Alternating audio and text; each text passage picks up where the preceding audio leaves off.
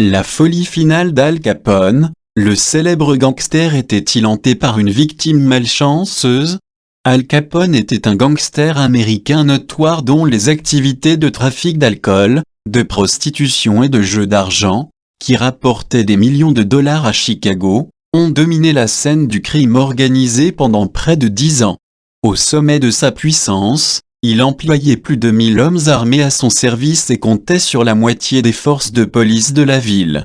Pourtant, dans les dernières années de sa vie, il était devenu une loque effrayée et tremblante, qui hurlait la nuit pour que Jimmy le laisse tranquille. Al Capone souffrait-il d'une maladie mentale dans ces dernières années, ou était-il hanté par l'une de ses infortunées victimes? Alphonse Gabriel Al Capone, 1899-1947, est né à Brooklyn, New York, fils d'immigrants italiens récents. Son entrée dans la vie criminelle a commencé lorsqu'il s'est installé à Chicago et est devenu l'ami et le garde du corps de Johnny Torrio, chef d'un syndicat du crime qui fournissait illégalement de l'alcool à l'époque de la Prohibition. Al Capone n'a pas tardé à adopter la vie d'un dangereux gangster. À l'âge de 26 ans, il était un puissant patron du crime qui bénéficiait d'une protection à la fois politique et policière. Il a eu recours à la corruption et à l'intimidation généralisée pour influencer les élections, ainsi qu'à la violence et au meurtre pour assurer le succès de ses affaires de brasseries illégales. Capone n'a pratiquement pas été inquiété par la loi jusqu'au massacre brutal de rivaux de gang à la Saint-Valentin, qui a conduit des citoyens influents à exiger une action du gouvernement. Wazonxian, quand la Chine a cédé au pouvoir terrifiant d'un eunuque notoire. Les mercenaires de Galloway Glass, les célèbres soldats de fortune nordique et gaélique. Le massacre de la Saint-Valentin au début de 1929, Capone domine le commerce illégal de l'alcool à Chicago. Mais d'autres racketteurs, connus sous le nom de Northside Gang, se disputent une part du lucratif commerce de l'alcool, et parmi eux se trouve le rival de longue date de Capone, Bugs Moran. Capone a décidé que Moran était une trop grande menace et qu'il devait partir. Le matin du 14 février 1929, les hommes de Capone, se faisant passer pour des policiers, lancent un fourret sur le Northside Gang. La fausse police a aligné cet homme le long d'un mur, puis les a fauchés avec des mitrailleuses. Alerté à l'avance du danger, Bugs Moran a échappé au massacre. Les photos des victimes choquent le public et nuisent à la réputation de Capone auprès de ses alliés politiques, et la décision est prise d'agir enfin contre l'anarchie de Capone. En l'absence de preuves le liant au massacre, Capone a dû être inculpé pour d'autres motifs.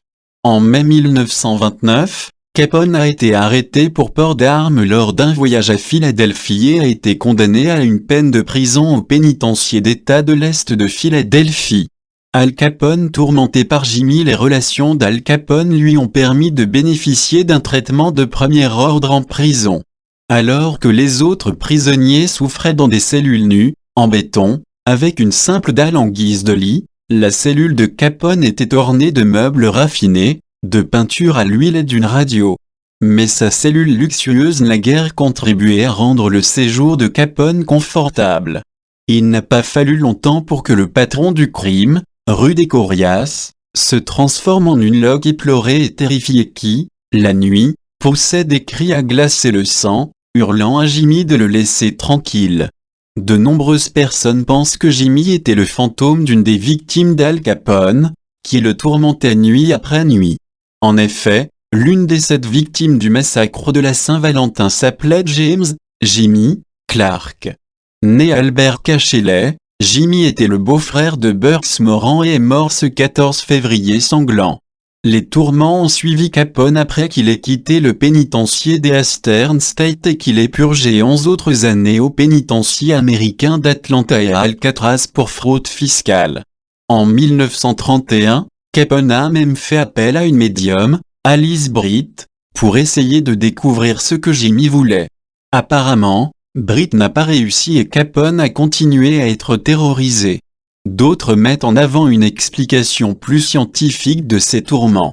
La syphilis s'attaque à l'esprit d'Al Capone vers l'âge de 20 ans. Capone a travaillé comme videur dans un bordel, où il a contracté la syphilis. Il n'a jamais cherché à se faire soigner, ce qui a fait évoluer la maladie en neurosiphilie, entraînant une démence. Après avoir purgé 6 ans et demi de prison, Capone a été libéré en 1939 et placé dans un hôpital psychiatrique de Baltimore, où il est resté 3 ans. 8 vikings notoires qui ont marqué l'histoire de leur empreinte sanglante le célèbre et très redouté ordre ancien des HH1. La santé d'Al Capone se détériore, et en 1946, son médecin et un psychiatre de Baltimore effectuent des examens et concluent que Capone a la capacité mentale d'un enfant de 12 ans. Le 25 janvier 1947, Capone meurt d'un arrêt cardiaque. Il a été enterré au cimetière Mount Carmel à Hillside, dans l'Illinois. Personne ne sait vraiment pourquoi Capone a cessé d'appeler Jimmy au cours de ces dernières années. Alors que beaucoup sont convaincus qu'il s'agissait du fantôme de son infortuné victime, James Clark, d'autres soutiennent que c'est la culpabilité de ses crimes, combinée à une santé mentale déclinante, qui l'a conduit à être tourmenté par l'inconnu Jimmy, qui est resté avec lui jusqu'à ses derniers jours.